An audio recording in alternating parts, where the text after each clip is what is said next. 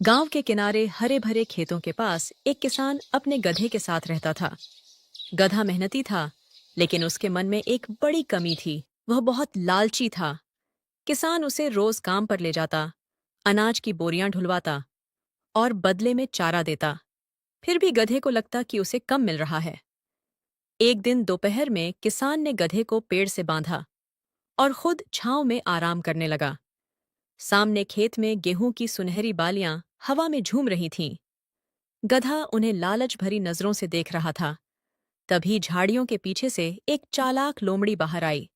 वह गधे की कमजोरी पहचान चुकी थी। मित्र गधे, तुम दिन रात मेहनत करते हो, बोझ उठाते हो, फिर भी तुम्हें सूखी घास मिलती है।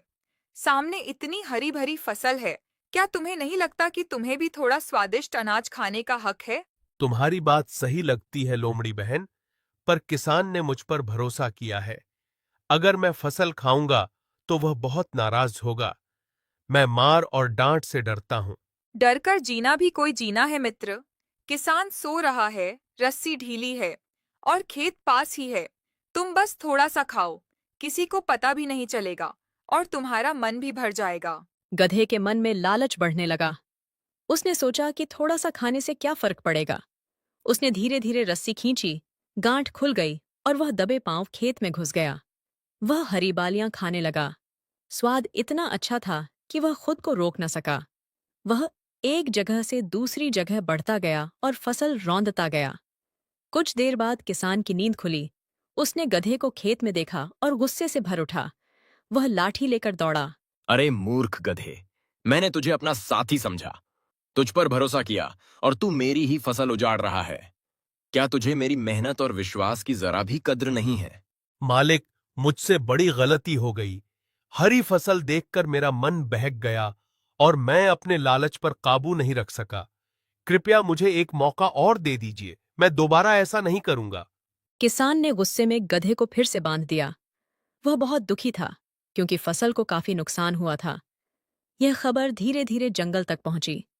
जंगल का राजा शेर सबकी बातें सुनता था।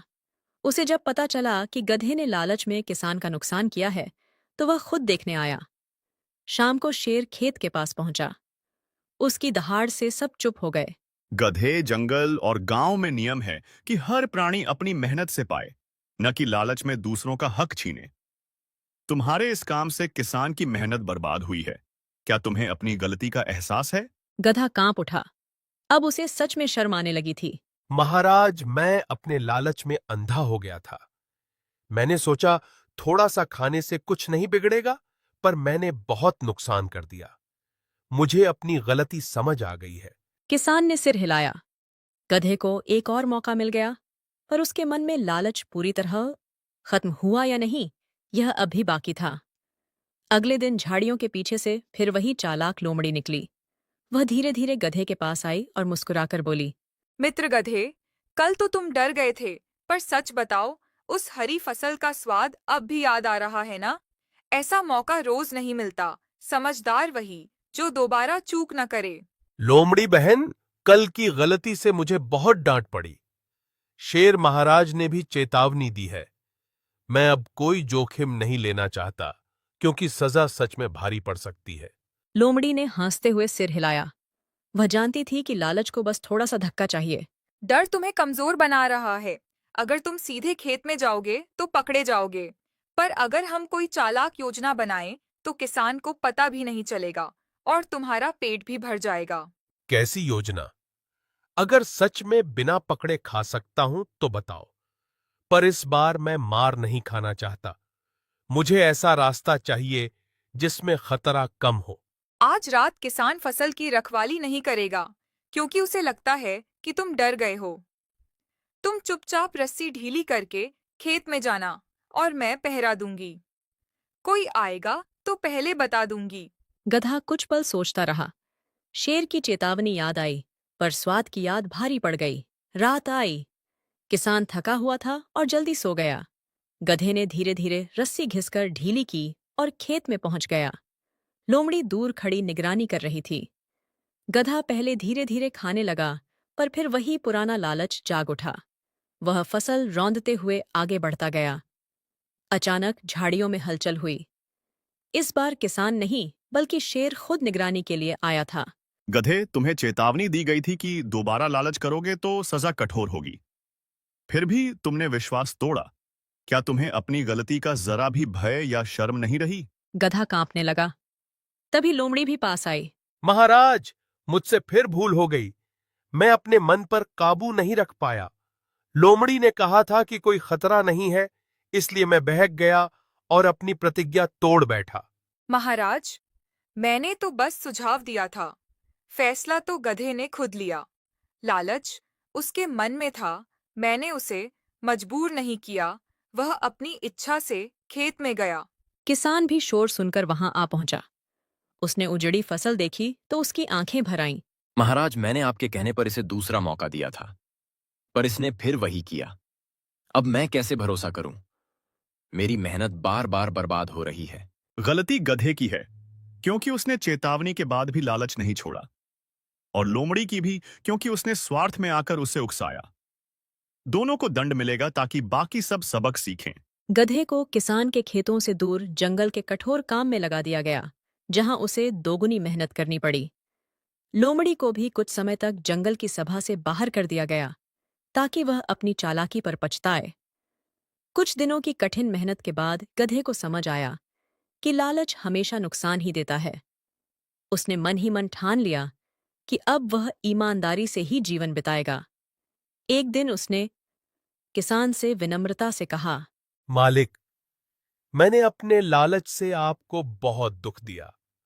अब मुझे समझ आ गया है कि मेहनत से मिला साधारण भोजन भी चोरी के स्वादिष्ट भोजन से बेहतर होता है। कृपया मुझ पर फिर से विश्वास कीजिए। किसान ने उसकी आंखों में सच्चा पछतावा देखा और उसे माफ कर दिया। कुछ महीने बीत गए। गधा अब पहले से बदल चुका था। वह सुबह समय पर काम करता, किसान की आज्ञा मानता और बिना शिकायत के जो मिलता उसी में संतोष रखता। किसान भी धीरे धीरे उस पर फिर से भरोसा करने लगा। जंगल में एक दिन सभा बुलाई गई। आज मैं देखना चाहता हूं कि जिनसे गलती हुई थी, क्या उन्होंने सच में सबक सीखा है। गलती करना बुरा नहीं, पर गलती दोहराना और उससे न सीखना सबसे बड़ी कमजोरी है। महाराज, मैंने अपने लालच के कारण किसान का नुकसान किया, विश्वास तोड़ा और खुद भी दंड पाया। अब मुझे समझ आ गया है कि संतोष ही सच्ची खुशी देता है। लालच केवल अपमान और दुख देता है। सभा में हल्की सराहना की फुसफुसाहट हुई। शेर ने लोमड़ी की ओर देखा। लोमड़ी, तुम चतुर हो, पर बुद्धि का उपयोग यदि स्वार्थ और छल में हो तो वह विनाश का कारण बनती है। क्या तुम्हें अपनी चालाकी पर पछतावा है, या अभी भी वही सोच रखती हो? महाराज, मैंने अपनी चतुराई का गलत उपयोग किया।